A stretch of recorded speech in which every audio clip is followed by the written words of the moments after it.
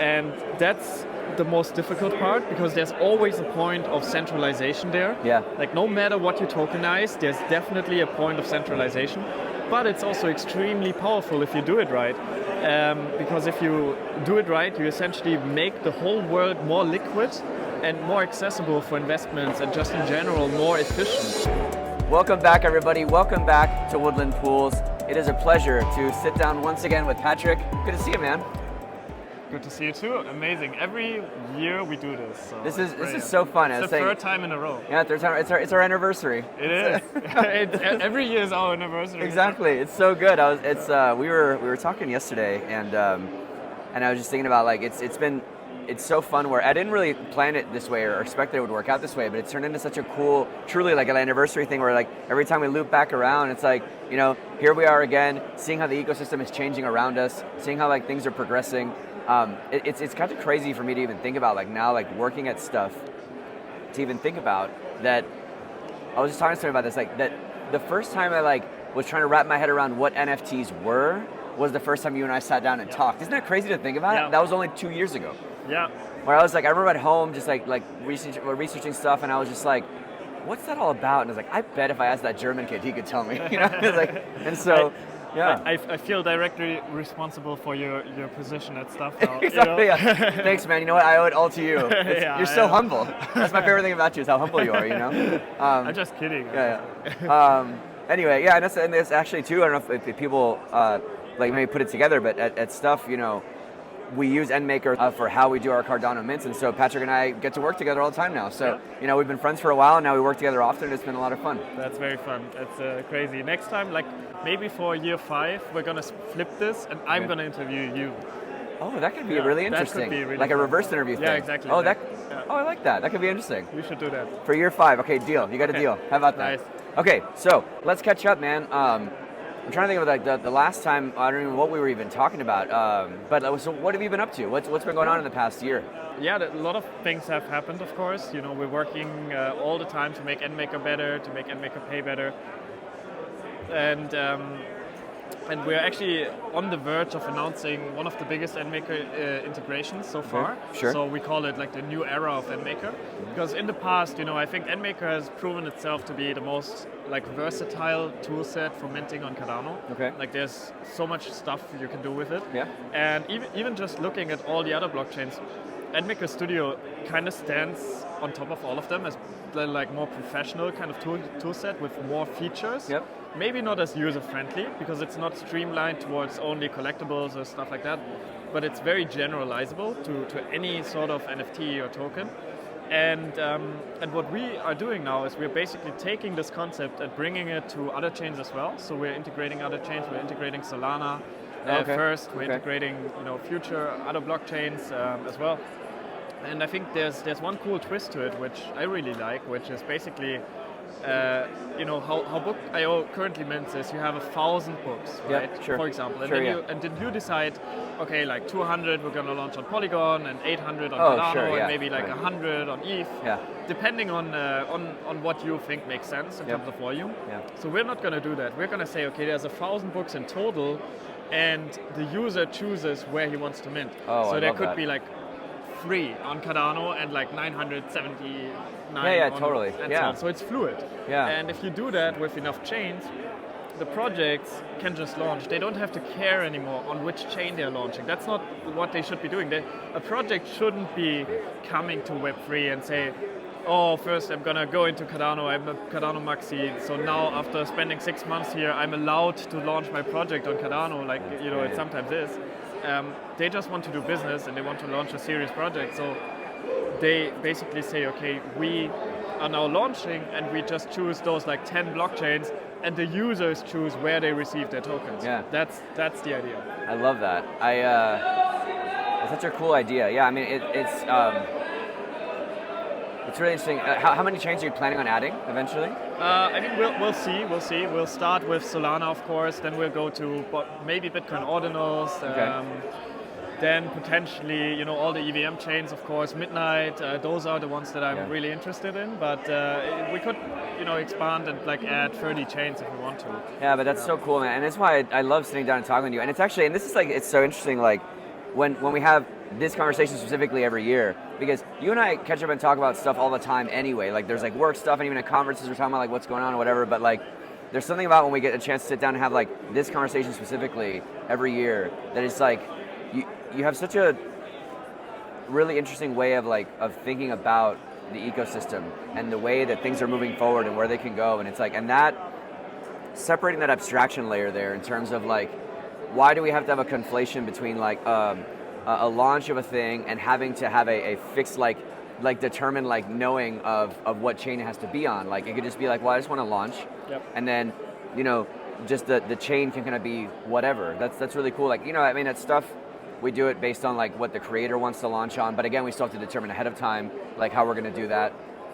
That's cool that you have it set up in that way. One of the things that we've been thinking about too, and I'm curious if you put any thought into this, is like, but literally just now in his talk, Josh just announced our token bridge, right? So you can now bridge stuff token from Cardano to Polygon to Base, right? Yep. But one of the things that we've been thinking about for a while is then, since all of the actual like assets of the DEA and those kinds of things all just reside in IPFS or wherever else, and really all you're doing is pointing at it with metadata, there's really no reason why you couldn't also just like bridge your actual like NFT across the different chains, right? Because at the end of the day, it's like you're just in some token to point to where that data is, right? And so have you put any thought into that kind of thing where it's like once something's deployed, how you can like move the representation of the ownership around through different chains? Yeah, I mean, I mean, there have been NFT bridges before.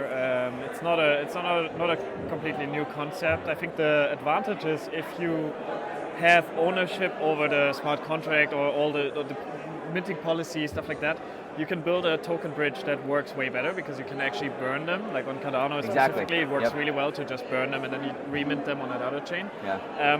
But you don't necessarily have to. There's enough, bridges out there already. So for us, it's not really a priority right now.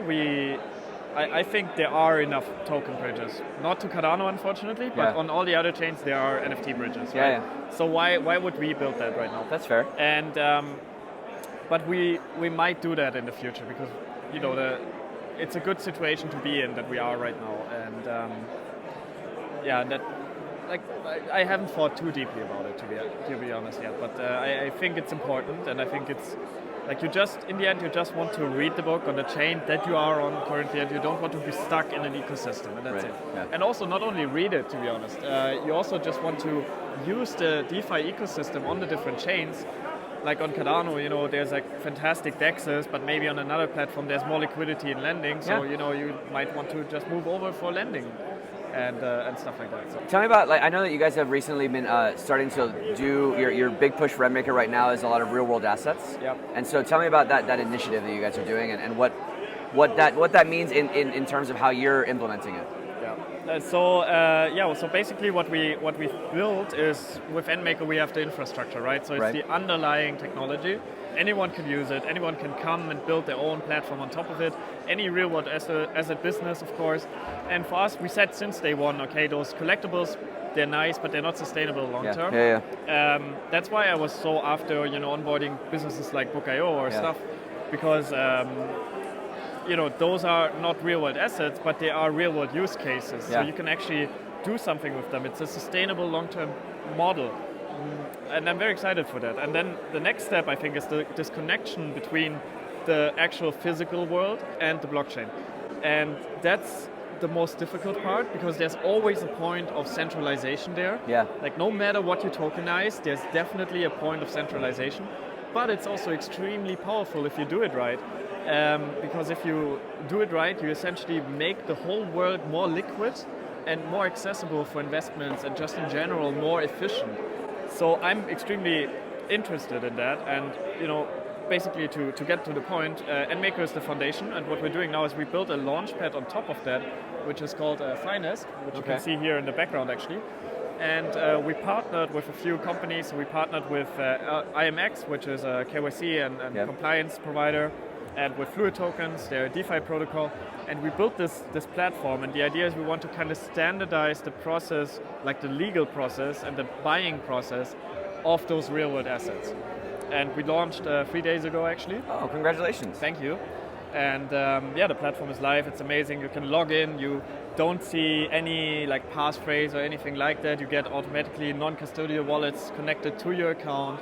You can top up your account with credit cards and with ADA, USDC, and then everything gets converted to USDC, and then you can just go and buy in like an instant. So it's really designed to be friendly for non-Web3 users, because those are assets that anyone wants to invest in. It's not a Web3 thing. It's a, if I can invest into real estate, I don't care if it's tokenized or not. I just want to invest into it, right? And then, it's a nice onboarding mechanism, I think.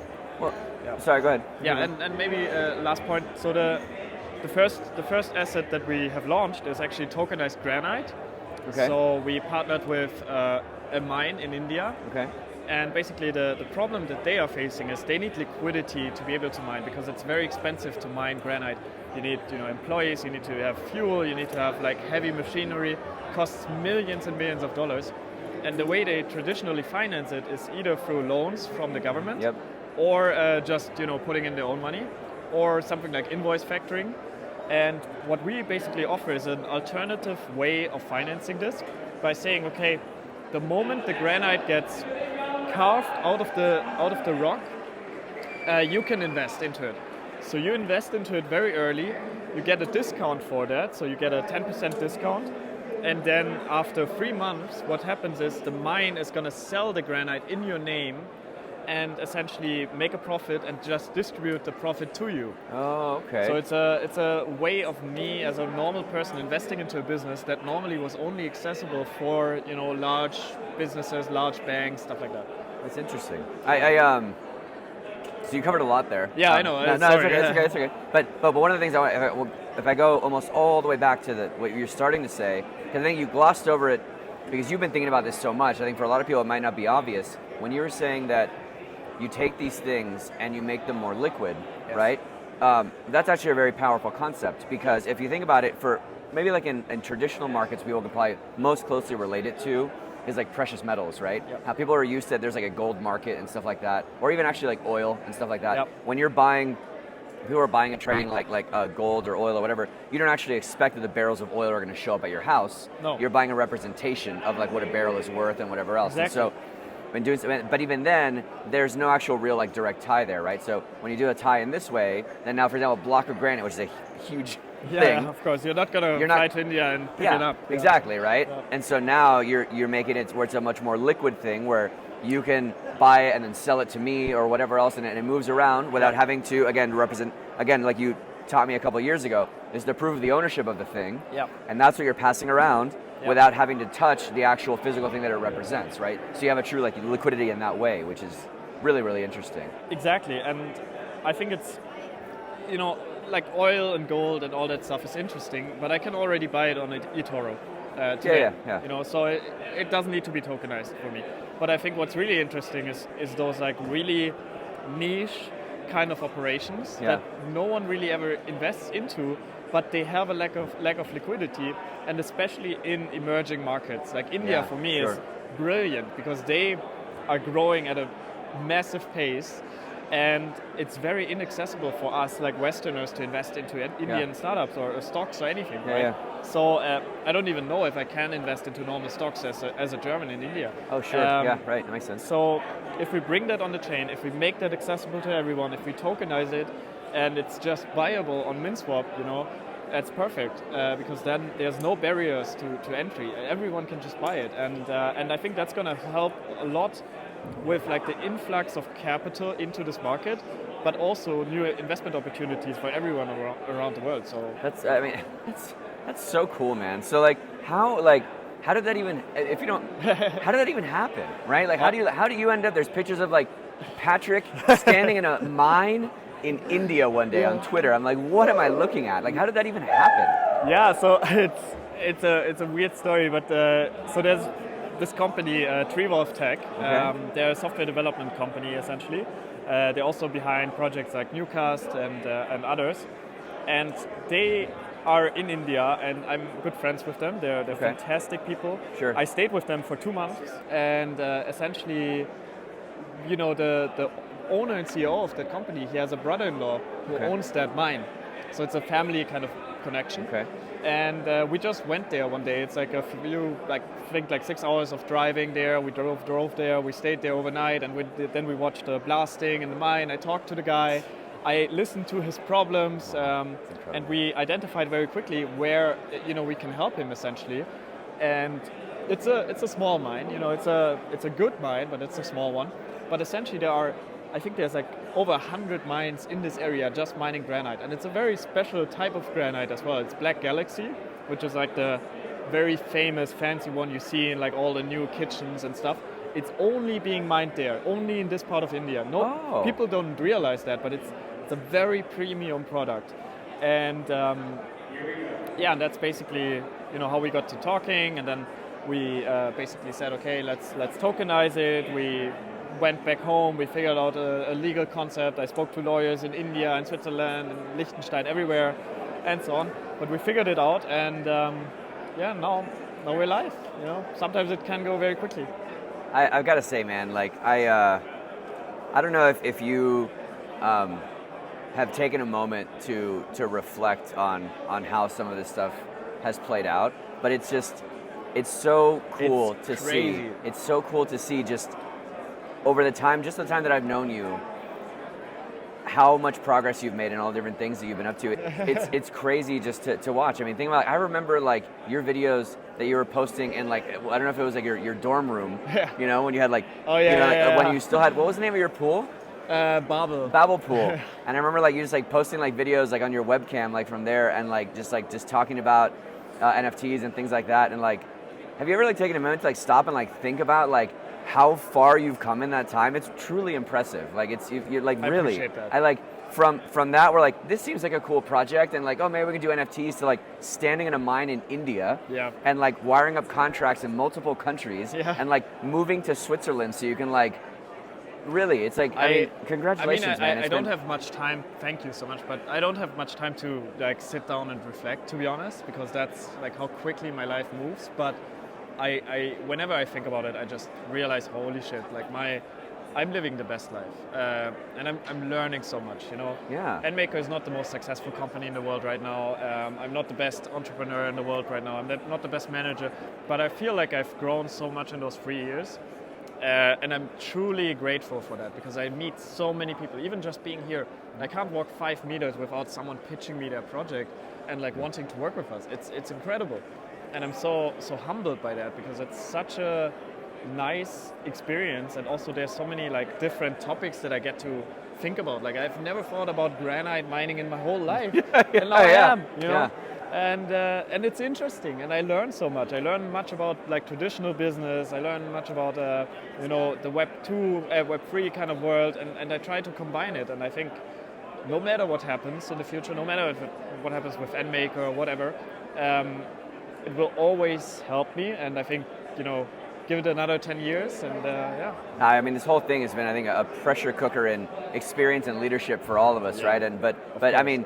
But truly, man, like as your friend and someone who's known you for a while, it's just really, really cool. Like, congrats. It's been really cool to observe. I appreciate that. And honestly, it's the same to you. Like when we spoke for the first time. That's true. And now you're, what are you, head of architecture? A VP of engineering, yeah. VP of engineering, yeah. So, I appreciate it. Thanks, dude. That's incredible. So you've grown a lot too. And even stuff like changed the logo. Yeah, we're stuff now, if you don't know. If you have book tokens, they've now changed to stuff tokens. And I'm pretty sure they stole the idea of having a strong brand color from me. But yeah. Which, about that, I'm glad you brought that up. I'm upset that I didn't get one of those running shirts. I have a hoodie for you, at least. Do you? Yeah. Okay. I like that shirt, though. I like it too. Can I get one of those? Are you going to make any more? I mean, I can give you this one. You just take it off right now. Cool. So, what else should we know? About stuff that's going on. Any other like exciting? Well, so first of all, this actually worked out perfectly that we're chatting at your booth. Yeah. Because this thing is framed directly here, so so literally as people are watching it, they can scan this right now. Yeah, exactly. Right, and get involved, which is awesome. The only problem is it's already almost sold out. So. Well, then you better hurry then. Very, very happy with that, and actually, so the next things that okay, let me talk to you a little bit about the legal structure. Sure. So actually, I'd love to hear that. So we tokenized diamonds before, right? Okay. Yep, I remember. And basically... Oh, that was the same company, Finest, right? You did it through? It wasn't Finest, it was completely just NMKR in partnership with a company that already does it on EVM, Diamonds. And what is behind Diamonds is basically LCX. LCX is an exchange in Liechtenstein. And Liechtenstein is this tiny country in the middle of Switzerland, right? It has only borders to Switzerland. Okay. And it's one city, basically. Okay. And they are extremely crypto-friendly. Oh. And they have like crypto laws and all that stuff. It's amazing. Genuinely probably the most crypto-friendly country in the world. And what they did is they allowed for true ownership of physical items to be bound to tokens or NFTs. Sure. And that's the law that we're using for tokenizing the diamonds, but also for the granite. So by buying this token, you buy true ownership of the granite, like the physical granite. You can go there, you can pick it up, it's yours. Oh, I see, okay. And this doesn't sound spectacular, but it's actually pretty spectacular because most other countries do not have like a clear law like this. So that's what we're using, the Liechtenstein Blockchain Act. So. But sorry, can I stop you there? So, but how does that apply to like then in India though, the jurisdiction where it's happening? It doesn't matter. Like it doesn't matter. It's just about basically being able to validate that it exists. So you need to have like a physical validator license. Yeah. And then you need to like just issue it because in India they own it as well. Like the ownership right is the same. So the way is just the representation of the ownership is changing. So so we spoke with the lawyers. They said it doesn't matter, and we can tokenize it like that. So essentially, we're tokenizing it at Liechtenstein, but of course the assets are in India. Right. Anyway, sorry. Okay, so that's part number one, right? Because right now we only tokenize the physical asset, but we do not have the actual profit distribution. Okay. So what we're doing for the profit distribution is we're going down a Web 2 route. Okay. So we say there's a Web 2 terms of service between you and the mine owner. And it's similar to a car dealership where you give them the right to sell it in your name and give you the money. Oh, okay. So like a secondary car dealership. Sure, okay, that's typically how it works. Okay. And that's how we structure it. So that's why it's not a security. That's why we don't need like crazy KYC. That's why we can issue it like a token, and we don't have to have any restrictions on it and so on. So it's very good, I think, from a legal perspective, how we set it up. And it's like perfect user experience because it's just a normal Cardano native token, and that's it. That's awesome. And so, so go ahead. Were you gonna say something else? So okay, that was just the introduction actually. You're gonna be here for a while. Fair enough. All right, let me get comfortable. All right, go ahead. So. Okay, so the thing is, so this is a utility token, ownership token. But the actual goal of Finest is to do securities. Okay. So we want to tokenize actual securities, meaning stocks, bonds, stuff like that. And we're working on basically tokenizing securities. And the next thing we want to tokenize is regular stocks, so like Apple stocks, Nvidia stocks, Microsoft stocks, stuff like that. And I think that's really interesting as well. First of all, it's already happening on other chains, and there's a massive liquidity and volume there, all like billions of dollars. And then secondly, I think what's really interesting is once you have a stock on the chain, it's tradable 24/7, which is not possible in the stock market. Well, that's really number one.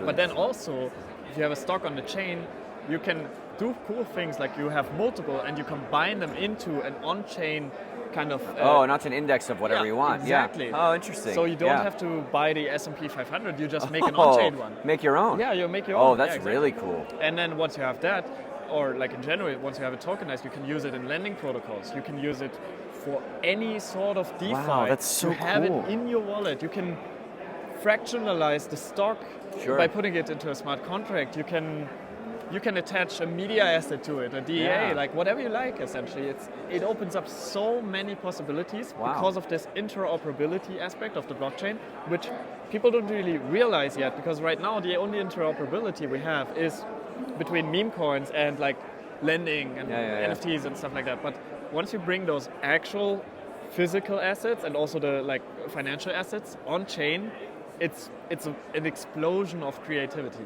in my opinion, and that's going to be a game changer. So I'm extremely excited for that. We had a whole legal concept for tokenizing stocks already. It was kind of shit from the user experience, so we're scrapping it. Sure. we found a company that's doing exactly what I want to do on Ethereum. So we're basically going to copy and paste their legal strategy and then launch on Cardano. Yeah, so yeah, that's basically where we're at. But I hope to be able to issue the first stocks on Cardano maybe before the Cardano summit. So man, that's so cool. That's so cool. And it's just like, and even just hearing you talk about it, it's like, it's getting me fired up. You know what I mean? It's like it's getting me fired up too. That's why I'm doing it. I know. It's just that's so cool. It's like and that's why I love coming to these things. You know what I mean? Because it's just like, you know, and to a certain degree, and I don't know if you feel the same way, but it's like, you know, we're all like, you know, doing our stuff and doing the best that we can, and we're working on heads down, like we're working on our project, and it's just so inspirational to come and then to see like everybody else doing the same thing, and like all of us just really just pushing through this like bear market and still building anyway, and just like it's just so inspirational to see all the cool stuff that everybody's working on. Like these things, like I had no idea you're even, you know, we catch up all the time. I had no idea you're even doing this. That's so cool. That's crazy. Man, that's so awesome. You need to subscribe to the NMKR newsletter. Actually, that's not true. I haven't sent out a newsletter in like months. Cool. So now, so I'm thinking about like, so for example, for the granite thing, right? Like right now, this is the specific batch that's happening right now. But so then if folks are, let's say, watching this a few weeks from now or whatever else, are there going to be additional batches? And then how would they find out the information to like continue participating in, let's say, sequential or iterative things as you do this moving forward? Where are you kind of housing like all of your real world assets that people participate in? Yeah, so everything is hosted under finest.investments. Okay. So that's the URL. There's also a newsletter there. We have a social media, Twitter account, and so on. To stay up to date, and essentially Finest is a platform. First of all, it's a platform you can register with your email address and your social account, and you just can use it to like invest into all these, I call them alternative investments, because this is very alternative, and I love this. So we try to like bundle it all there. Okay. And what else did I want to say? Yeah, additional batches. Yeah, so we treat this as a proof of concept. Yeah, it's like a pilot to see how it's going to go. Exactly, like a pilot. We learned a lot already, mostly about communication. There's so many questions. There's so many like things that are unclear. So we really try to work out for the next batch how to like structure this so that everyone exactly understands the process, and there are no open questions left. So we use all this feedback. It's a small batch. It's like 20K basically that we raised for this. Okay. And then we're gonna expand this, and then basically we can scale horizontally, because there are so many like other mines that have the similar problem. So essentially we can go to them and basically pitch them this idea, and then not only mines, but we also have the connections in India specifically to tap into shrimps, into oil, into many other minerals, like all this stuff. So we can really go, and it's like it's like middle class basically. It's not it's not middle class, but it's like mid-sized companies that we are working with. It's not really the big like large enterprises right now, but that's then in the future coming as well. Yeah, I mean that's so cool, because what you're basically doing is through this tokenization and using a blockchain, you're basically doing what Kiva loans do in like Africa, right? For small businesses. Only now it's a much more direct thing, because you're doing it instead of like doing an investment in the business. You're doing it directly with the product. So you don't have to even like necessarily worry about the business longevity and a loan or anything like that. You're literally doing it directly to the product itself. You actually get the product. Like, I mean, of course, if you buy a bunch of granite in India and they go out of business, whatever. Like you're not gonna fly there, right, I guess. Exactly. But if you buy, for example, $1 million worth of granite in India, you're gonna fly there and like sell it yourself. Right? Of course, and you have the ability to do so because you own the granite. It is there. It's yours. It's not a loan. And that's what people often don't understand. Like, the concept of financing sounds a little bit like a loan, but it's really not. It's just a sale of an asset. And that's what I mean, exactly that distinction. It's like that it's like the Kiva thing, but it's not a loan. It's you're actually just buying the thing. Yeah. I actually found a very cool project that's doing something similarly, also in India actually. And they basically tokenize milk. Okay. Which is interesting because you can invest into any step of the milk processing cycle. Sure. So you can invest basically while it's still in the cow. Okay. You can invest like the moment it gets milked. Yeah. You can invest when it gets made into cheese and so on. So you can invest into multiple different steps based on your kind of like risk averseness as well. And I think that's really interesting, because with the granite, like right now we only do one step. We mine it and then we sell it. Yeah, sure. Yeah, But there's also a whole refinery process there, where the granite that you actually get into your kitchen needs to be refined, and then suddenly it doesn't cost $42 for a cubic meter anymore, or like 0.1 cubic meter, but it costs like 100 times that. Yeah. So you could invest into it one step before, and then wait, and then go to the last step, and then make the profit. So there's a lot of things we can play with here, and it's all just ideas and concepts, and we really need to figure out what to do. But I think it's unlimited possibilities. That's so interesting. And as you talk about this stuff, it's like, and especially with how early we are to all of these things, right? Like relatively speaking. Yep. I wouldn't be surprised if if whether it's this or some other project you're working on, that you find yourself 3, 5, 10 years from now, and the stuff you're working on has nothing to do with NMKR at all, right? That the NMKR stuff was all the learning exercise that you had to really wrap your head around. Maybe this becomes this whole other industry that you help sort of lift up, and that's what's kind of crazy about all of these exciting things that are happening. Yep. Is we're all learning, and it's a discovery process as the things are being built. Yep. And these some of the stuff you're talking about here is that these markets and these industries are being defined in real time. Yep. As the stuff is happening, which is really kind of cool to observe. Exactly, and I agree. I don't know what I will be doing in 5 years or 10. Yeah. I know it will be amazing, but will it be minting NFTs on Cardano? Maybe. Maybe not. Yeah, I mean, NMKR, I treat it as the foundational layer. NMKR is a very unforgiving business, because we are very dependent on the market cycle. Yep. Which is frustrating, because right now, no one is minting NFTs. No one cares about NFTs. There's meme coins. We're not really into meme coins with NMKR, and it's a hard business. We're infrastructure. We are dependent on the businesses on top of NMKR. Yep. And that's why I'm sometimes envious of stuff and book, because you are B2C. You can sell books, and you can always improve on just making the experience better and stuff like that, and sell more through that. But for us, we can also make the experience better, of course, but in the end, we are still dependent on the ADA price and the businesses that are launching through us and stuff like that. So I think having something like this on top of NMKR, it could very well turn out that this is much more profitable than NMKR. It's actually very easy for that to turn out to be much more profitable than NMKR. Yeah. So it could be that in the future the majority of my time goes into this, but I don't know yet. And also it's built in a way where it needs NMKR.